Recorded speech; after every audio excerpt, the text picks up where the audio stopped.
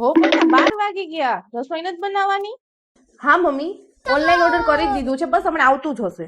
હું શું કહું હો બેટા, હાલો ને વેલા નવરા થઈ ગયા છીએ, ફ્રીજમાં કઈ શાક જ નથી, શાક તો લઈ આવી.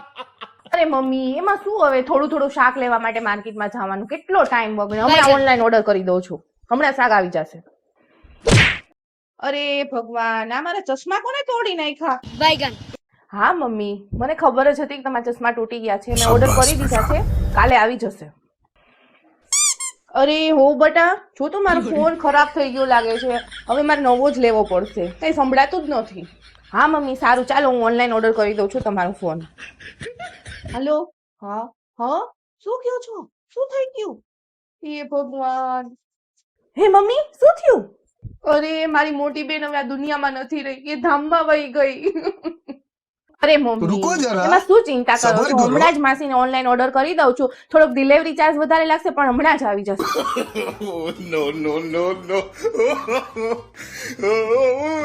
તો બધું ઓનલાઈન મગાવો છો, તો ઓનલાઈન થોડી બુદ્ધિ મગાવી લ્યો ને.